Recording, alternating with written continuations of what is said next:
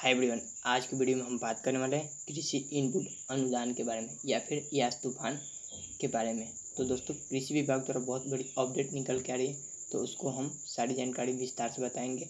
किसानों को किस दिन से इनपुट का पैसा मिलेगा, कैसे आपको क्या करना होगा कि पैसा आपको मिलेगा। सत्यापन का प्रक्रिया बदला गया है। जो हमारा खेत में फ़ोटो खींचा जा रहा था उसको नहीं खींचा जाएगा, अब डायरेक्ट आपको पैसा दिया जाएगा। तो इस वीडियो में वही सारी जानकारी आपको देने वाले हैं।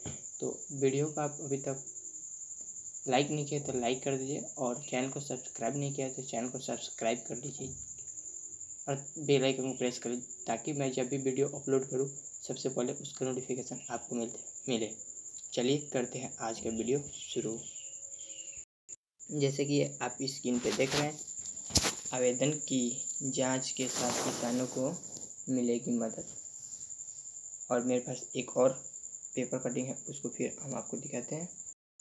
ये देख ले, यास से हुए नुकसान में मुआवजा का भुगतान वे जांच दोनों एक साथ आपको दे जाएगा। मुआवजा का भुगतान और जांच के बाद एक साथ आपको पैसा जो है दिया जाएगा। तो चलिए शुरू करते हैं आज का वीडियो, आते हैं अपने टॉपिक पे। जैसे कि आप ये स्क्रीन पे देख रहे हैं, यास तूफान यास पीड़ितों की खेत में तस्वीर की जगह जांचकर्ता देने होंगे शपथ पत्र।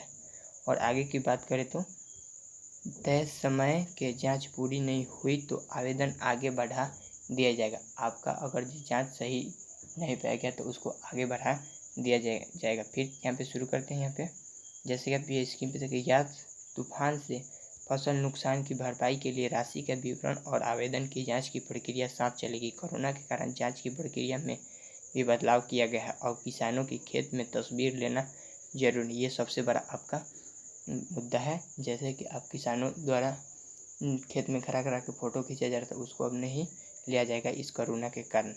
और उसके जगह पे हमारा जो है समन्वयन शपथ पत्र यहाँ पे आपको डॉक्यूमेंट्स के अंतर्गत लगानी है। फिर आगे देखें तो अब इसकी जगह पर कृषि समन्वयन को शपथ पत्र देनी होगी कि जांच में किसान का दावा सही पाया गया। विवरण में तेजी लाने के लिए कृषि विभाग ने अभी से ही जिले में आपदा प्रबंधन एडीएम की सूची मांगी है। एडीएम की मुहर के बाद भी भुगतान किया जा सकेगा। जांच के दौरान बटाईदारों की जांच कृषि समन्वयन और किसान सलाहकार संयुक्त रूप से करेंगे। किसान भी आवेदन में त्रुटि होने पर 24 घंटे के भीतर सुधार कर सकते। आपका अगर जो आवेदन करते समय कुछ गलती हो चुका है तो आप उसे 24 घंटे के भीतर उस आवेदन को सुधार कर सकते हैं। सुधार कर सकते हैं। कृषि समन्वयन को हर साल में 20 दिनों में आवेदन की जांच कर लेनी है। स्वीकृत आवेदन में वे 20 दिन के भीतर ही जिला कृषि पदाधिकारी DAO अग्रेसित हो जाएगी। ऐसी स्थिति में आवेदन को सही माना जाएगा। इसी प्रकार एटीएम के लिए 7 दिन का समय का तय किया गया है। ऐसा करने वाले कर्मियों पर विभाग कठोर कार्रवाई भी करेगी। यास तूफान से हुए नुकसान की भरपाई के लिए किसानों को 100 करोड़ रुपए का भुगतान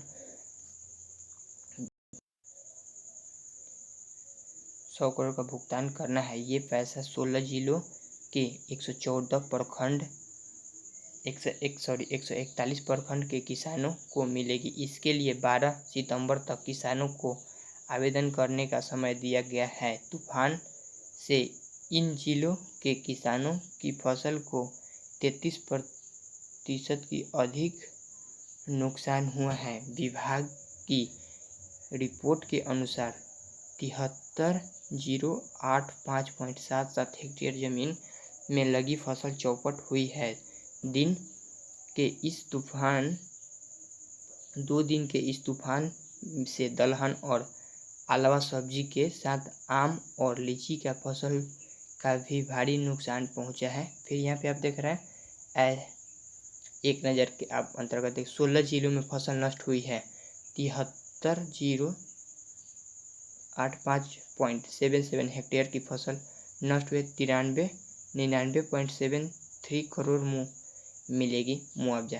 141 प्रखंडों के किसानों को नुकसान ज़्यादा। विभाग को मिली रिपोर्ट के अनुसार पटना, वैशाली, भोजपुर, बक्सर, अरवल, पश्चिम चंपारण, दरभंगा, मधुबनी, शेखपुरा, लखीसराय, खगड़िया, सहरसा, मधेपुरा, पूर्णिया, अररिया और कटिहार जिले को 141 प्रखंडों के किसानों को नुकसान ज़्यादा हुआ है। आपदा के नियम के अनुसार इन किसानों को मुआवजा का भुगतान किया जाएगा। नियम के अनुसार 33% से कम नुकसान होने पर मुआवजा देने का पाबंद नहीं है। एक और नोटिफिकेशन आया है यास तूफान के बारे में, उसको भी हम आपको पूरी विस्तार से बता दें। जैसे कि आप देख रहे हैं, यास से हुए नुकसान में मुआवजा का भुगतान व जांच दोनों एक साथ आपको किया जाएगा। राज्य ब्यूरो पटना सरकार ने किसानों को सहूलियत को ध्यान रखते हुए यास तूफान से हुए फसल नुकसान की भरपाई के लिए राशि का विवरण और आवेदन की जांच साथ साथ कराने का निर्णय लिया है। कृषि विभाग ने कोरोना के कारण जांच की प्रक्रिया